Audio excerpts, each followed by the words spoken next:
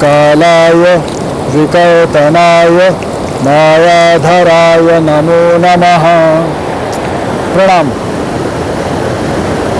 योग, योग और योग, केवल योग एक ऐसा शब्द है जिसका अर्थ है जोड़ देना अपने आप को, जिसका अर्थ है तन्मयता, जिसका अर्थ है चेतना का चरम विकास, जिसका अर्थ है पूर्णता। ये एक ऐसी विद्या है जिसको ऋषि मुनियों ने महादेव से प्राप्त कर आगे संसार को दिया, और योग मानव के कल्याण के लिए बनी हुई एक सर्वोत्तम विद्या है। मैंने बहुत बार आपको योग के विषय में बताया है, और बहुत बार मैं आपको योग के संबंध में अक्सर बताता रहता हूं, लेकिन आज मैं योग का एक और रहस्य आपके सामने प्रकट करूंगा। यह रहस्य और भी गहरा है।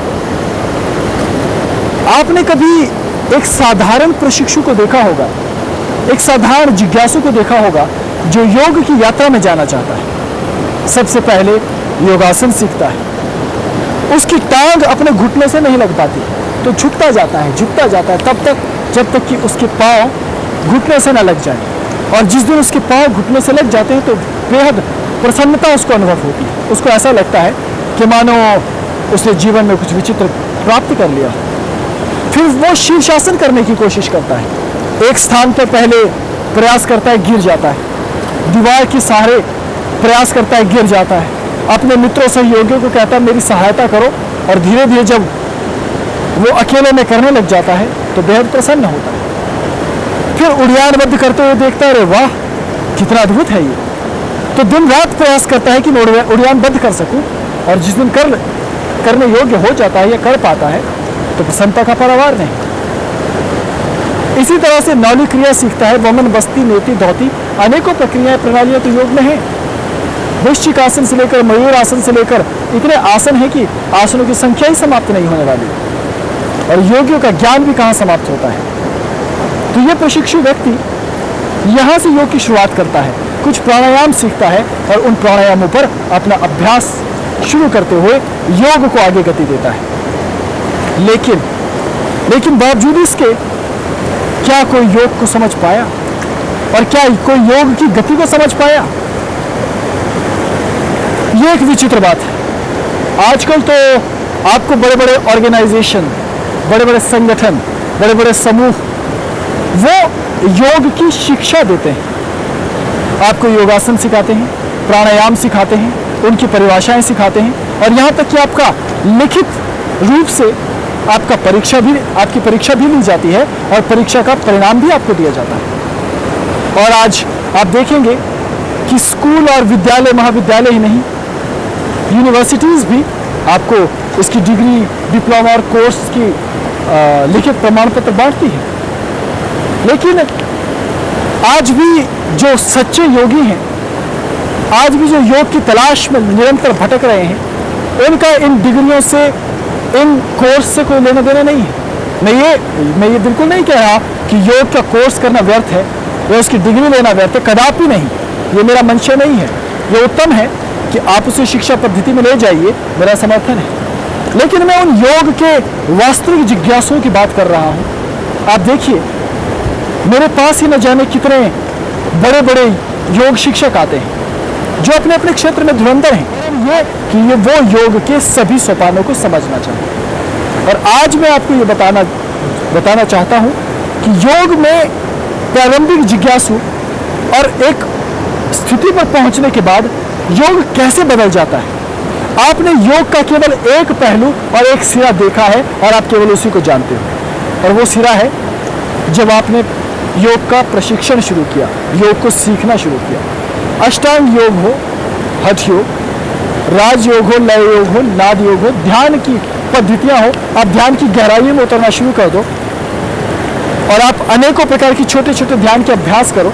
ये सब पहली दूसरी कक्षा के जिसको हम कार्यक्रम कह सकते हैं या पाठ्य प्रणाली कह सकते हैं, वो सब है। लेकिन एक उच्च कोटि का योगी किसी एक स्थान पर बैठकर फिर ध्यानस्थ रहे, केवल इतना आवश्यक नहीं है। वो चलते फिरते ध्यानी हो जाए, ये भी कोई बहुत उच्च स्थिति नहीं है। उच्च स्थिति इससे भी अभी और आगे है। तो जब आप योग को सीख रहे हैं, उस समय आपको पुस्तकें पढ़नी पड़ती हैं, संतों के विचार पढ़ने पड़ते हैं, तरह तरह के दर्शन पढ़ने पड़ते हैं कि आखिर योग है क्या। योग की अलग अलग परिभाषाएं अलग अलग आचार्यों ने दी है और उनमें आपस में टकराव भी हो जाता है। जैसे कि मैंने कहा है, योग के आचार्यों के भी परस्पर मतभेद बाह्य रूप से दिखाई देते हैं, लेकिन भीतर से नहीं। मैं ये स्पष्ट कर चुका हूं, भगवान कृष्ण का कर्म योग और महर्षि पतंजल का योग, दोनों की विचारधारा यदि बाहरी दृष्टि से आप देखेंगे तो एक दूसरे को काटती हुई और एक दूसरे के विरुद्ध नजर आएगी। लेकिन जब आप एक सच्चे योगी हो जाते हैं, योग का मर्म जानने लगते हैं, तब आपको मालूम पड़ता है कि स्थिति के अनुरूप हर योगी अलग बात कर रहा है। इसलिए जो योग के परम आचार्य हैं वो अपने अपने मतानुसार आपको योग की शिक्षा, दीक्षा, ज्ञान और प्रणाली के विषय में बताते हैं। लेकिन जब आप प्रारंभ में इन चीज़ों को पढ़ते हैं, आचार्यों को सुनते हैं, गुरुओं से सीखते हैं और जगह जगह जाकर योग का अभ्यास करना प्रारंभ करते हैं, तब आपको योग की एक स्पष्ट रूपरेखा नजर आने लगती है कि अभ्यास करना है, मन में वैराग्य रखना है, संसार से दूर किसी वन में, किसी एकांत में योग का अभ्यास करना है। अथवा यदि आप वनों में नहीं जा सकते तो अपने घर के भीतर ही योग करने की व्यवस्था करनी है और संसार से जरा कटकर, जरा विरक्त होकर ये सब करना है। और क्या ये गलत है? नहीं, ये सब बिल्कुल सही है। अगर कोई प्रारंभिक योगी हिमालय न जाए, वनों में न जाए, एकांत में साधना न करे, योग आसनों का कठिन परिश्रम न करे, प्राणायाम को साधने का अभ्यास न करे, तो वो तो प्रारंभिक तल का योगी भी न बन पाए। फिर यम नियम, आसन, प्राणायाम, प्रत्याहार, ये सब चीजें जो आपको मालूम है कि कितनी आवश्यक है, एक चरण करते करते क्यों धारणा आवश्यक है, क्यों प्रत्याहार आवश्यक है, यम के बिना सब अधूरा क्यों, नियम क्यों अनिवार्य है? बिना नियम के तो इस संसार में कुछ है ही नहीं। परमात्मा ने नियम बना दिया, जीवन के लिए नियम है, सब चीजों के लिए नियम है। तो इस तरह से आप जब समाधि की ओर गतिशील होने लगते हैं तो अधिकांश लोग ये कहते हैं कि निर्विचार अवस्था, शून्य अवस्था, रिक्त अवस्था में आ जाओ और यहीं से यात्रा शुरू होगी। यह अपना अपना मत है। किसी को लगता है कि हाँ, जब आप निर्विचार, शून्य और श्वास रोककर एक स्थिति पर आ गए तो बस अब समाधि घटित होने वाली है। कौन जाने, क्या आप इस बात का दावा कर सकते हैं कि वही पूर्णता है योग की? मैं तो कहता हूं कि मैं इसका दावा ना तो पहले करता था, ना आज करूंगा, क्योंकि महादेव का ये सफर, महादेव की ये यात्रा अर्थात योग यात्रा इतनी अद्भुत और इतनी विराट है कि इसको समझना साधारण लोगों के बस की बात नहीं। मैं आपको बता चुका हूं कि जब आप प्रारंभ में योग करते हैं तो आप इन सभी तत्वों से जूझते हैं धीरे धीरे और आप एक मुक्त योगी बनते हैं, विराट योगी। आप समाधि की स्थिति तक जा पाते हैं, आप समाधि को अनुभव कर पाते हैं। महीनों आप एक ही आसन पर बैठकर समाधिस्थ रह सकते हैं और ऐसा कृतकृत्य योगी जो समाधि को प्राप्त कर चुका हो, अनुभव कर चुका हो, वास्तव में पूजनीय और वंदनीय है, किंतु वो पूर्ण है, इस भ्रम में अभिमत रहना। ये योग यात्रा है, इसका एक दूसरा सिरा भी है। योग समुद्र मंथन जैसा है, सागर के मंथन जैसा। इसमें एक और देवता है तो दूसरी ओर दैत्य है। एक और आपको संसार और संसार की माया और संसार के भोग को छोड़कर अब कठिन अभ्यास पूर्वक गुरु की सेवा करते हुए और अनेकों प्रकार के कष्ट सहते हुए अपने आप को कनिष्ठ साधना के द्वारा एक अद्भुत योगी बनाना पड़ता है और समाधि की स्थिति पर जाना पड़ता है। ये एक यात्रा होगी। और जब आप समाधिस्थ होने के बाद लंबा समय स्थित प्रज्ञ योगी की भांति विचरण करने लगे, ब्रह्मांड को अनुभव करने लगे, आनंद की अनुभूति प्राप्त करने लग जाएं और आप सदैव स्थित अवस्था में आ जाएं, तो एक स्थिति ऐसी आती है कि लगता है कि अब संसार निरर्थक है। इसलिए जो योगी एक कुल के हुए, केवल उस मार्ग के कि किसी वृक्ष के नीचे जाकर हिमालय में, किसी नदी के भीतर जल समाधि, किसी पत्थर के ऊपर, किसी कंदरा में जाकर समाधिस्थ हो गए, उनकी कोई खबर वापिस नहीं आई। वो लौट करना है इस समाज में, उन्होंने कुछ फिर बताया नहीं हमें, वो उस पूर्णता में विलीन होकर पूर्ण हो गए। लेकिन यहाँ शिव के संप्रदाय में एक भेद है, शिव के योगियों में एक भेद है। कौलांतक पीठ के योगियों में एक भेद है, कौलांतक सिद्ध, हिमालय के कौलांतक सिद्धों के संप्रदाय में एक भेद है, और हमारा कुल ये मानता है और ये जानता है कि खेल तो अभी और भी है। योग का खेल तो अभी आपने एक तरफा खेला है। भगवान कृष्ण ने कहा समत्वम योग उच्चते। हाँ, जीवन में सुख और दुख की स्थिति समान करना योग हो सकता है, लेकिन प्रारंभिक व्यक्ति के लिए इस समत्व की अनेकों परिभाषाएं हैं, अनेकों, और व्यक्ति के अनुरूप परिभाषाएं। जैसे पहले, मैं एक साधारण मनुष्य हूं, तो मुझे सुख दुख को बराबर करना होगा, क्योंकि दुख से दुखी होकर ही मैं मर जाऊंगा।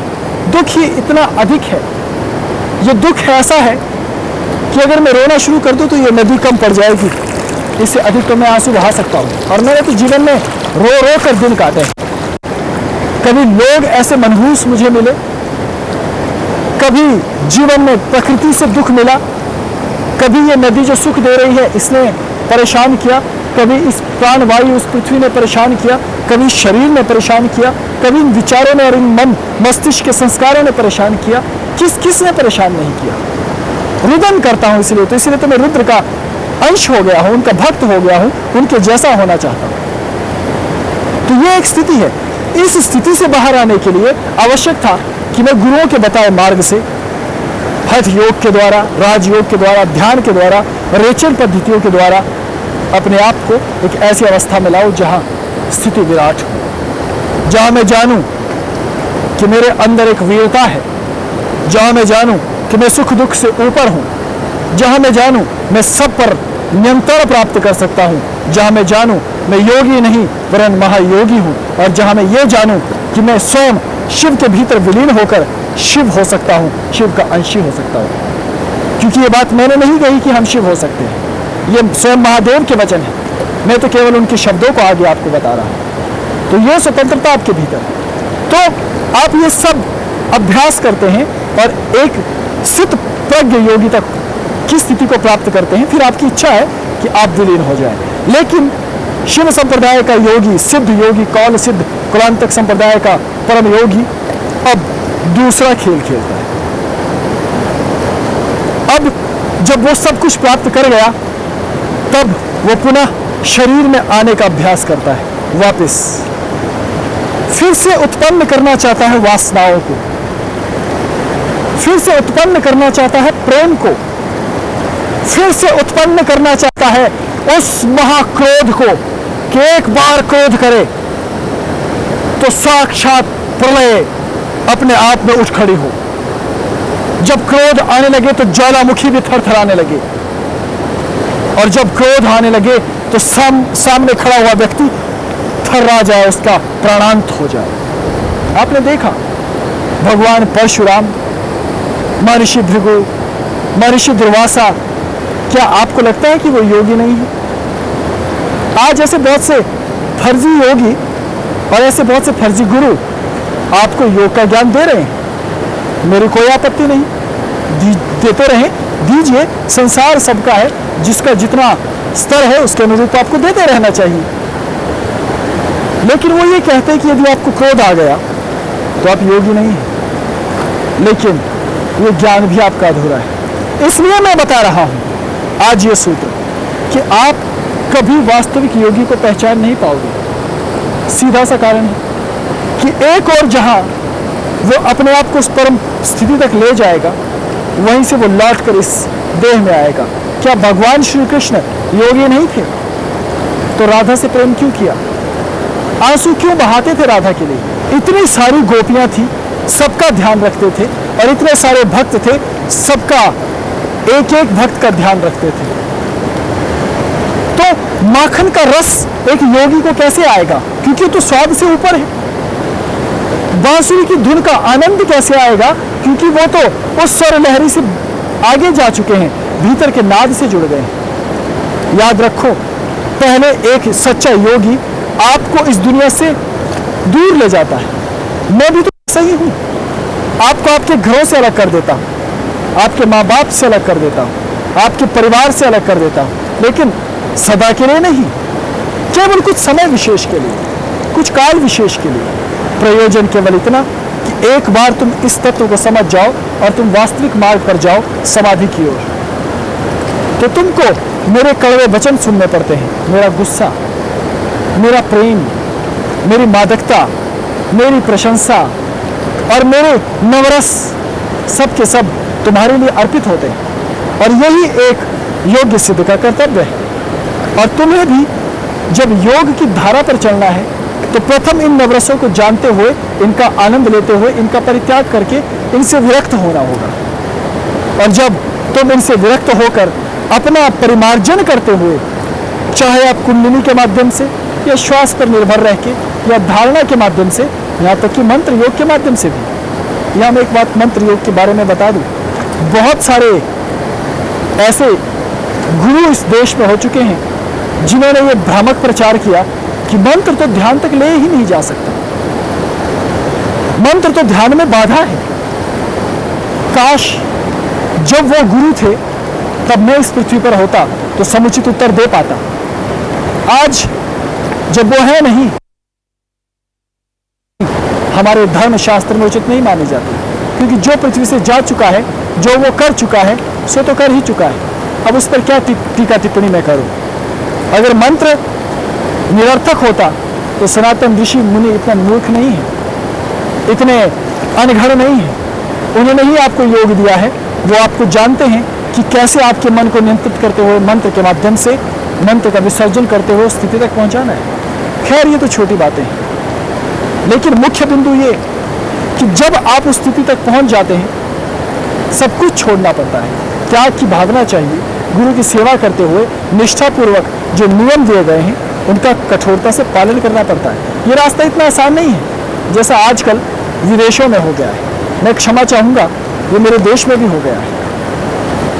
कोई भी एक धार्मिक गुरु आता है जिसको हम योगा टीचर कहते हैं आजकल, आप उसके पास जाते हैं, वो बहुत प्यार से बात करता है, नमस्ते, आप कैसे हैं, आज हम आपको प्राणायाम के बारे में बताएंगे, तो आप कृपया बैठ जाइए।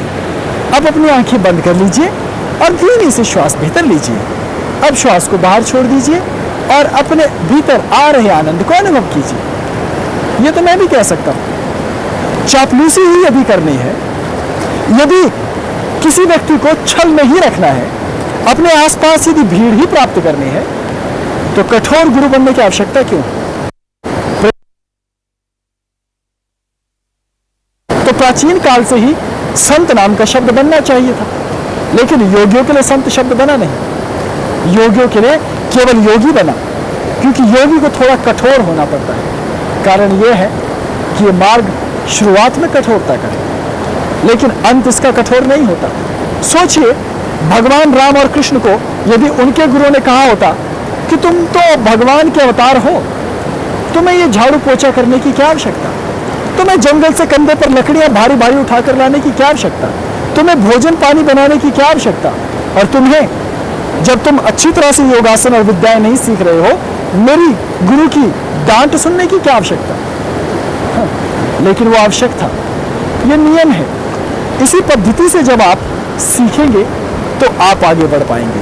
अन्यथा यदि आप चापलूसी पूर्ण रवैयों से और तरीकों से योग सीखोगे कि देखिए परमात्मा तो सर्वत्र विद्यमान ही है, आप केवल नेत्र मूंद कर ये सोच लीजिए कि वह परमात्मा आपके भीतर है और आप उस परमात्मा के भीतर। परमात्मा सागर है और आप जल की बूंद। सोचिए ये बूंद जल में समा गई, अब आप रहे ही नहीं, बस परमात्मा मिल गया, योग हो गया। भक्तजनों, अब अपने अपने घर जाओ, हमारी फीस देकर जाना।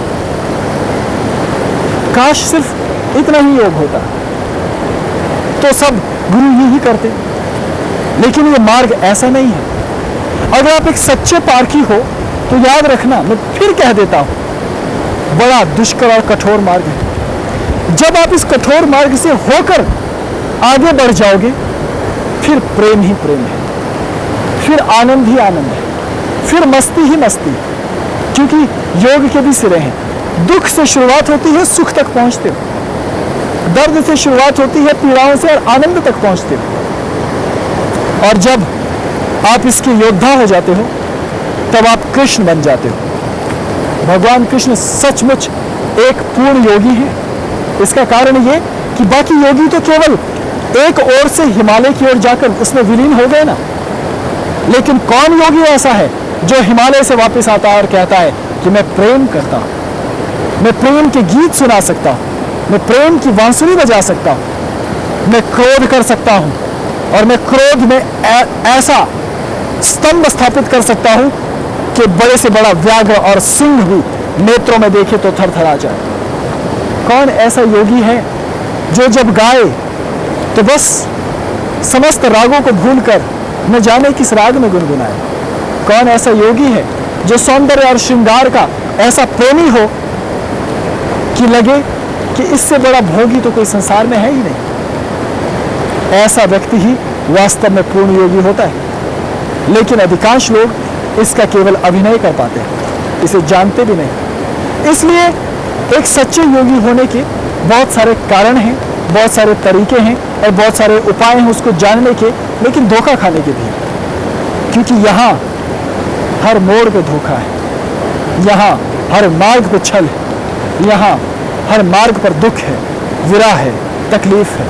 इसलिए एक सच्चा योगी कौन है और कौन है जो योग को सही मायने में सही तरीके से जानता है और सचमुच उसकी व्याख्या दे सकता है, इसका निर्णय तो आपको करना होगा। क्योंकि हर व्यक्ति की मति अपनी है, वो अपने अपने दिमाग के अनुरूप निर्णय कर पाता है और उसी के अनुरूप योग को समझ पाता है। आज मैं केवल इस रहस्य को यहीं तक आप तक सीमित रखूंगा और अपनी बात को यहीं तक सीमित रखूंगा और प्रयास करूंगा कि कभी मुझे अवसर मिले तो मैं आपको योग के विषय में कुछ और बताता रहूंगा। लेकिन फिर भी आप प्रयास कीजिए, योग के पथ पर आगे बढ़िए। मेरी शुभकामना और शुभ आशीर्वाद आपके साथ है। अभी केवल इतना है। ओम नमः शिवाय। प्रणाम।